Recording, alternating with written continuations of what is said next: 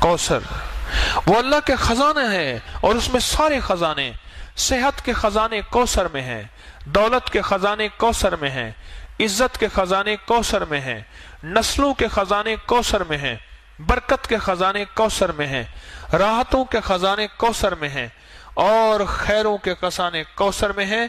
بیٹے، عزتیں، راحتیں، برکتیں، رحمتیں، خوشیاں، کامیابیاں، یہ اللہ جل شانہ نے کوثر میں سمو دیے ہیں، کوثر میں۔ اور جس کو کوثر مل گیا اور میرے حبیب کو ملا، ہم نے آپ کو عطا کیا، میرے رب کے خزانے بہت وسیع ہیں، مجھے آپ کو خبر نہیں۔ حضرت موسیٰ علیہ السلام اور حضرت خضر علیہ السلام کشتی میں بیٹھے تھے اور سفر کر رہے تھے، جس کا کوئی تذکرہ قرآن میں موجود ہے۔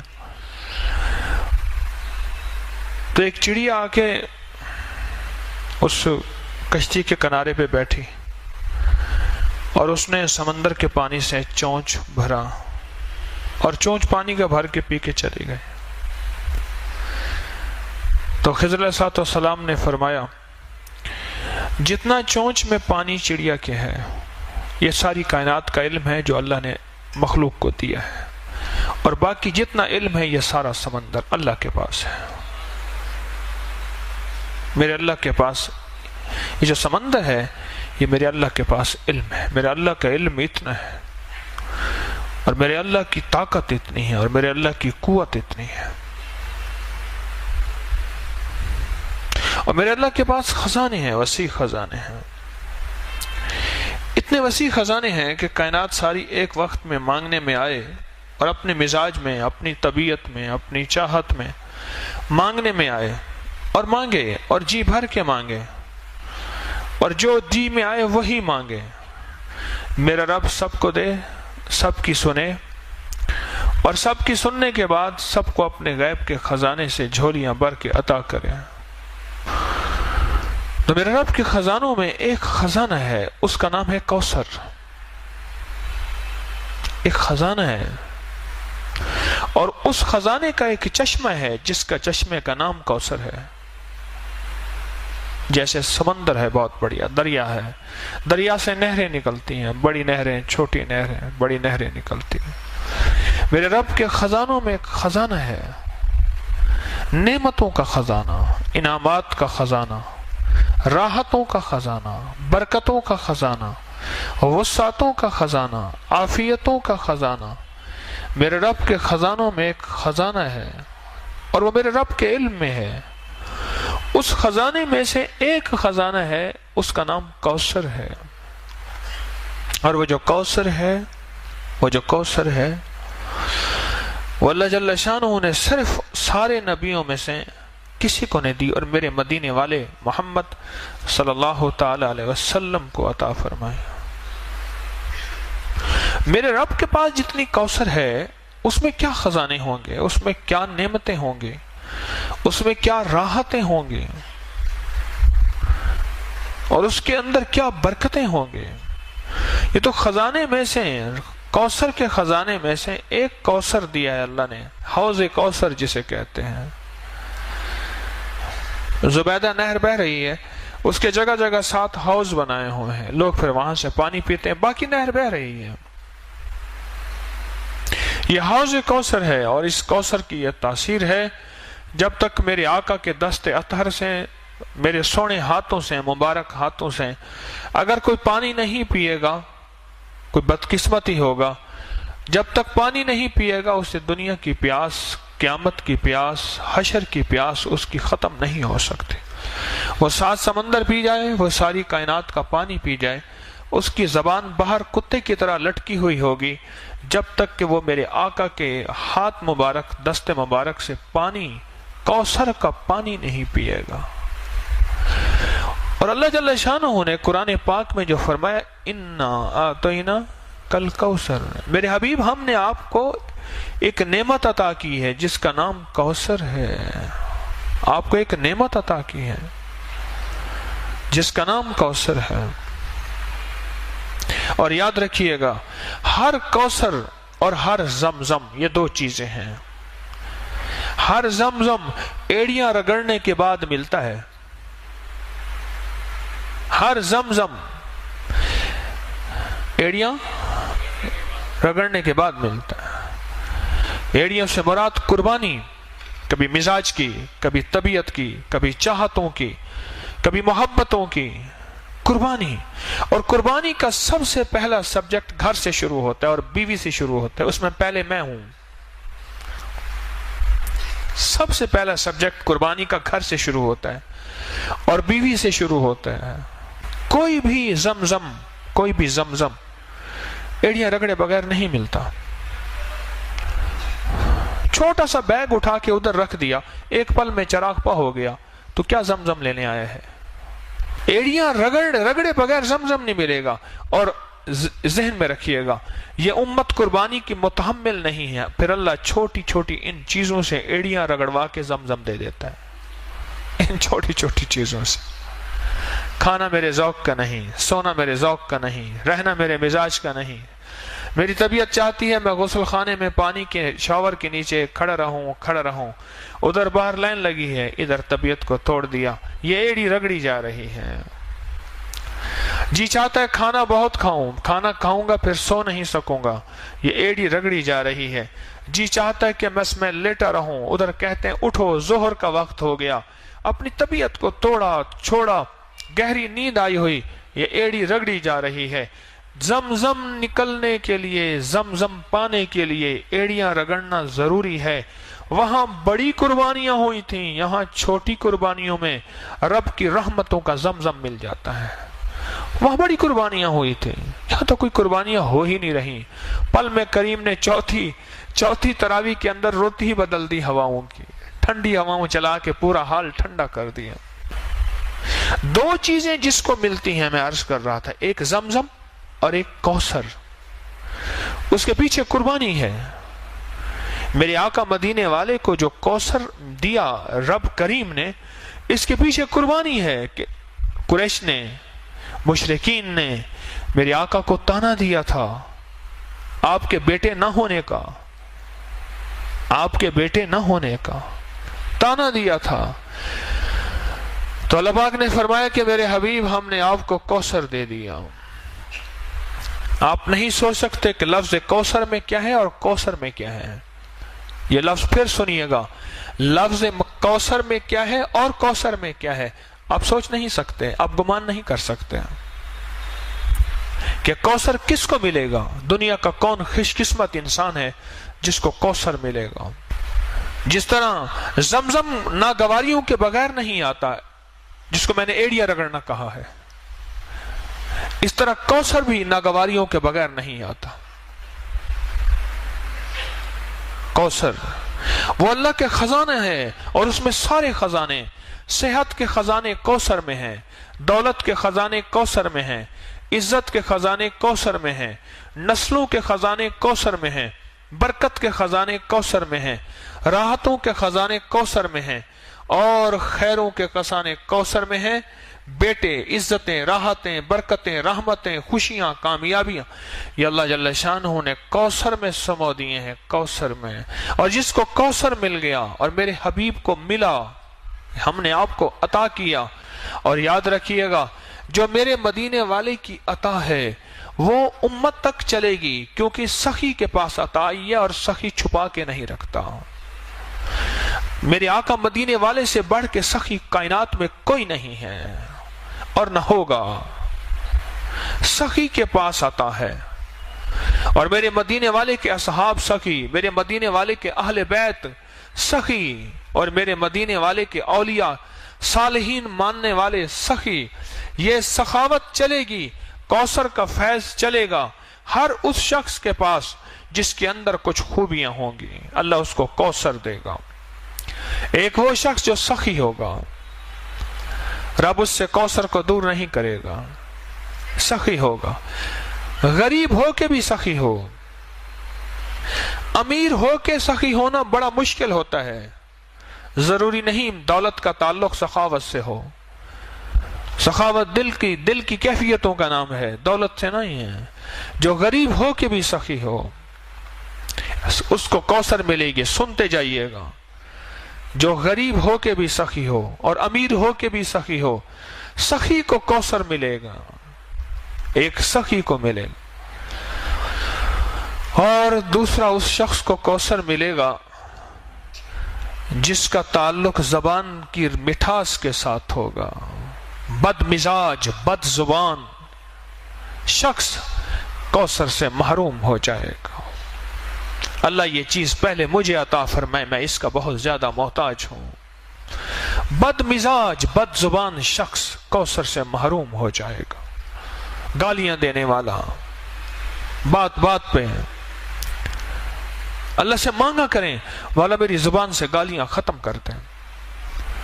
اللہ مجھے جتنا غصہ آئے، اللہ میری زبان سے گالیاں ختم کر دے. اللہ میری زبان کو گالیوں سے پاک کر دے. بد مزاج، بات بات کے اوپر برہم ہونے والا، لڑنے والا، توڑ پھوڑ کر دینے والا، مارنے والا کوثر سے محروم رہے گا. حلیم مزاج کوثر کو پائے گا، سخی کوثر کو پائے گا، حلیم کوثر کو پائے گا. جس کے اندر حلم ہوگا وہ کوثر کو پائے گا. میں اس کی وضاحت کرتا ہوں کہ کوثر کو کیسے پائے گا. اور تیسرا، معاف کرنے والا کوثر کو پائے گا. جو تجھے محروم کرے تو اسے عطا کر، جو تجھ پہ ظلم کرے تو اسے معاف کر. معاف کرنے والے کو رب کوثر عطا فرمائے گا. کتنے لوگ ایسے تھے، بہن بھائی آپس میں الجھے ہوئے تھے، میں نے کہا چھوڑ دے جائیداد، رشتہ نہ توڑ، رشتے کو بچا لے. جائیداد کا حصہ چھوڑ دے، زمین کا حصہ چھوڑ دے. میرے کہنے پہ چھوڑ دیا اس نے. کئی اتنے تھے جنہوں نے نہیں چھوڑا، ان کی اپنی مرضی ہے. کئی اتنے تھے جنہیں میرے کہنے پہ چھوڑ دیا. میں نے کہا نہ الجھ، رشتے پھر نہیں آئیں گے، یہ چیزیں پھر آ جائیں گے. اگر نہ بھی ملیں تو اس کا صلہ تیری نسلوں میں ملے گا. اس نے چھوڑ دیا جائیداد، زمین، دکان، مال، چیزیں، تقسیم. میں نہیں لیتا. مجھے کہنے لگے جی مجھے دیتے ہیں زبردستی. میں نے کہا جو اگر دیتے ہیں تجھے زبردستی لے لے، اگر پورا نہیں دیتے ایک تو ان سے شکوا نہ کر، ایک ساری زندگی شکوا نہ کر. اگر ساری زندگی شکوا کیا پھر بھی برکت ختم ہو جائے گی. ادھر بیٹھا شکوا کیا، ادھر بیٹھا شکوا کیا، پھر تو مجبوری والا معاملہ ہوا.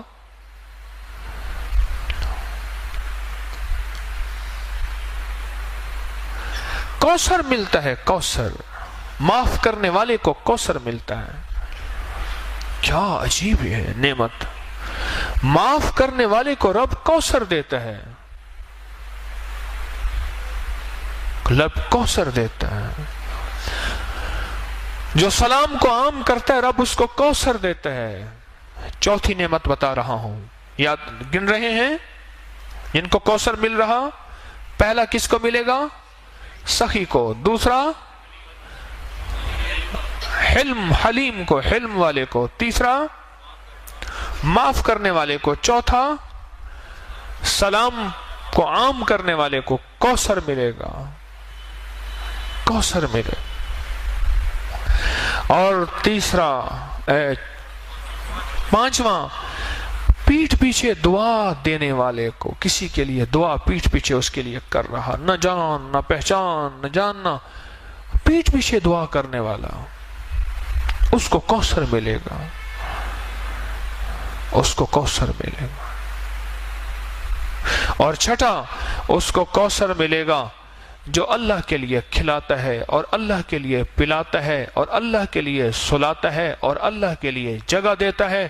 اللہ کہتا ہے اس کو آؤ کوثر اس کے گھر میں، اس کی نسلوں میں بھر دو. اور کوثر کیا ملے گا اس کو بھی سن لیجئے. ہمیں کہ کوثر وہ خزانہ ہے جو اللہ کے عرش میں ہے، اور اس کا ایک حصہ حوض کوثر ہے. باقی کیا ہوگا؟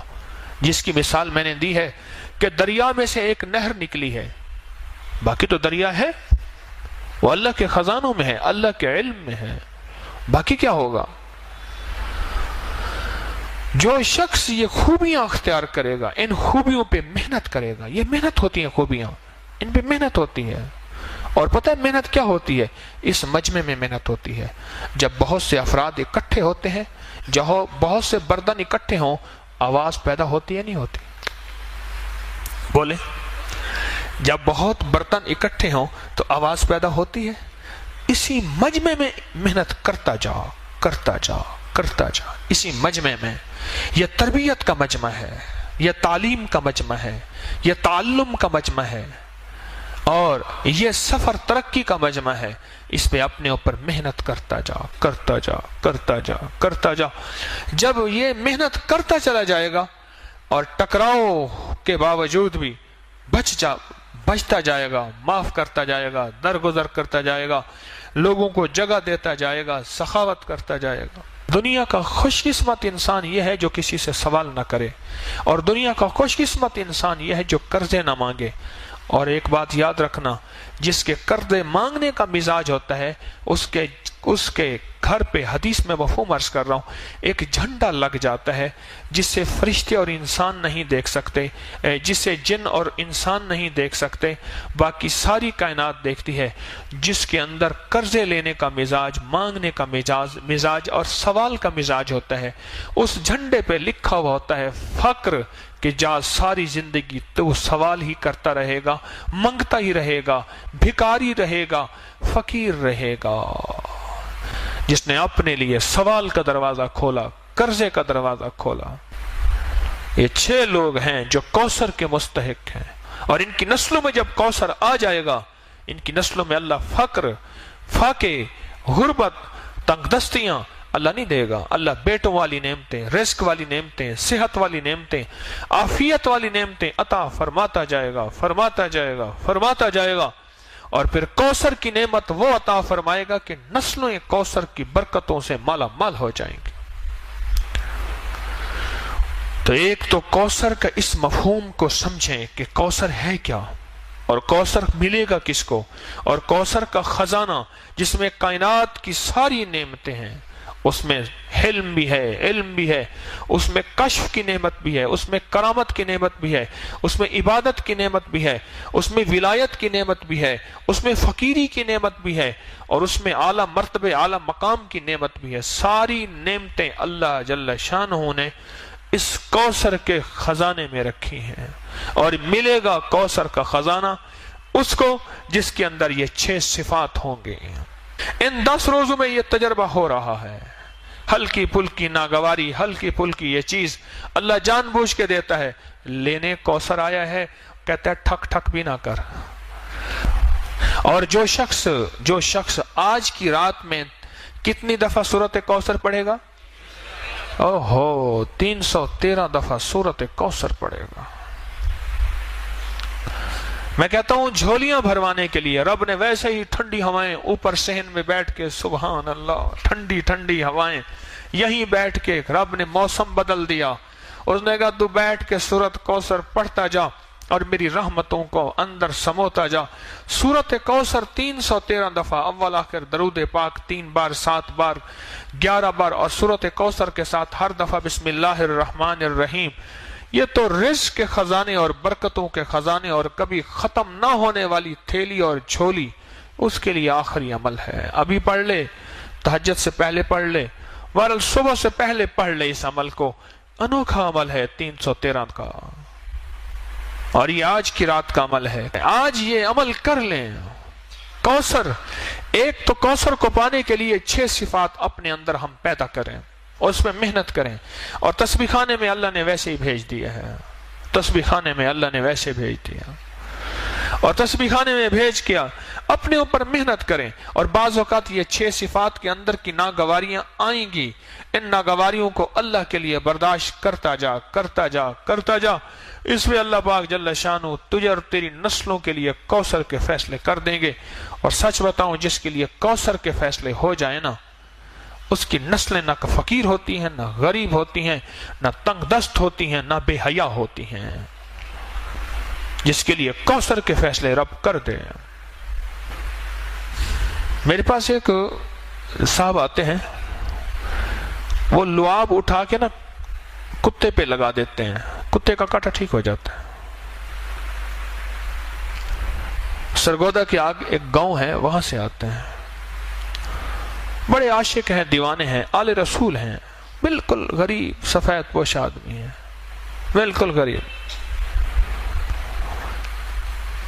سفید پوش آدمی ہے. مجھے کہنے لگے آج تک ہمارے گھر میں ضرورت پوری نہ ہوئی ہو, مجھے یاد نہیں ہے. دولت ہے نہیں, اللہ کھلاتا بھی ہے, پلاتا بھی ہے, سلاتا بھی ہے. رب نے عزت بھی دی ہے, عبادت بھی دی ہے, تسبیح دی ہے, اعمال بھی دیا ہے. اور رب نے ہمارے لعاب میں یہ تاثیر رکھی ہے کہ سانپ کا کانٹا ہے, بھیڑ کا کانٹا ہے, بچھو کا کانٹا ہے, کتے کا کانٹا ہے, شیر کا کانٹا ہے. کانٹے کے اوپر لعاب لگا دیں, وہ ٹھیک ہو جاتے ہیں اسی وقت. اور مجھے کہنے لگے, وہ صاحب کہنے لگے کہ ہمارے بڑوں نے سنا ہے کہ کوئی سورت کوثر کا عمل کیا تھا. بڑوں نے, ہم نے نہیں کیا. ذرا غور سے لفظ سنیے گا. ہمارے بڑوں نے سنا ہے کیا کیا تھا, کوئی سورت کوثر کا عمل کیا تھا, اس کی تاثیر چلی آ رہی ہے. اب وہ بڑوں میں کوئی پہلی نسل ہے, تیسری نسل ہے, پانچویں نسل ہے, ساتویں نسل ہے, اب یہ خبر نہیں, پر ہمارے بڑوں نے کوئی سورت کوثر کا عمل کیا تھا, اس کی تاثیر چلی آ رہی ہے. اور ہماری نسلوں میں اس کی تاثیر ہے. ہماری نسلوں میں اللہ ساری ہماری ضرورتیں عزت کے ساتھ پوری کر رہا ہے, اور ہمارے لعاب میں یہ تاثیر ہے. ہمارے بچے کے لعاب میں بھی یہ تاثیر ہے. کہنے لگے بعض اوقات گھر میں میں نہیں ہوتا تو میرا بچہ ہوتا ہے, وہ کہتے ہیں بیٹا یہاں تھوک دے, کہہ رہے ہمارا بچہ تھوک دیتا ہے, وہ تھوک مال دیتے ہیں, ان کا مسئلہ حل ہو جاتا ہے. ہمارے تو بچے کے تھوک میں یہ تاثیر ہے. کتنے خوش قسمت ہیں, تسبیح خانے میں آ کے آپ سوغاتیں, دولتیں اور نعمتیں سمیٹ رہے ہیں. آپ کتنے خوش قسمت ہیں. مجھے ایک بندہ کہنے لگا کہ میں نے کوئی پاکستان میں ایسی جگہ نہیں جہاں رمضان گزارنے کے چند دن نہ گزارے ہوں. کہنے لگے تسبیح خانے میں جب سے میں آیا ہوں, اب یہاں سے جانے کو مجھے دل نہیں چاہتا. یہاں دل ایسا لگا, کہا کہ کھانے وہاں بہترین, ایئر کنڈیشن وہاں بہترین, مجھے نام بتائے نام نہیں لیتا, لیکن یہاں جو زندگی کا نظام آپ دے رہے ہیں یہ اور کہیں نہیں ہے. دن رات جھولیاں بھر رہے, دن رات سعادتیں مل رہی, دن رات عبادتیں مل رہی, دن رات راحتیں مل رہی, اور دن رات مدینے والے کا فیض, عشق اور محبتیں, آل و اصحاب کی نعمتیں یہ دن رات مل رہی. یہ میں نہیں کہتا کہیں نہیں ہوں گی, لیکن بہت کم ہیں. تبھی سورت کوثر آج اس کا موقع ہے. ایک تو ہم نے 6 صفات اپنے اندر پیدا کر کے, ان 6 چیزوں سے ہٹ کے بچ کے اپنے لیے سورت کوثر, اپنے لیے کوثر کے فیصلے کروانے ہیں, اور سورت کوثر آج پڑھنی ہے. اور اس تصور کے ساتھ کہ مولا اس کے اندر جو خزانے ہیں رزق کے, عزت کے, وسعت کے, برکت کے, راحت کے, صحت کے, خوشیوں کے, کامیابیوں کے, مولا ان خزانوں سے ہمیں بھی مستفید فرما دے. میرا اور میری نسلوں کا تصور کر لیں گے کہ آپ کی مہربانی ہوگی. سورت کوثر یہ نعمت ہے اور یہ خاص تحفہ ہے. عجیب, قرآن پاک کی سب سے چھوٹی سورت ہے, اور قرآن پاک کی سب سے بڑی سورت سورت بقرہ ہے, اور سب سے چھوٹی سورت سورت کوثر ہے. اللہ پاک کوثر جس کو دے دے, خزانے وسعت کے, عافیت اور برکت کے, دنیا کا خوش قسمت انسان ہے. وہ دنیا کا خوش قسمت انسان ہے, اور اس کو دنیا بھی مل جاتی ہے, اس کو آخرت بھی مل جاتی ہے, اس کو خیر بھی مل جاتی ہے, اس کو برکت بھی مل جاتی ہے. پہلا عشرہ گیا, دوسرا عشرہ شروع ہوا, اور دوسرا عشرہ شروع ہوتے ہی جو رحمتیں موجوں پہ آتی جائیں گی, اور جو ہم سنبھلتے جائیں, اور جو ہم سنبھلتے جائیں, اپنے آپ کو سنبھالتے جائیں. کیوں؟ پہلے عشرے میں غور سے سنیے گا, دولت مند اور مالدار ہو گئے ہیں. اب یہ شیطان لوٹنے کی کوشش کرے گا, کبھی مزاج کی تنگی سے, کبھی طبیعت کی تنگی سے, کبھی کہے گا میرا روزہ لگ رہا, ہٹ جا, ہٹ جا, ہٹ جا, میرا روزہ مجھے لگا ہوا ہے. یہ دوسرا عشرہ پہلے عشرے کے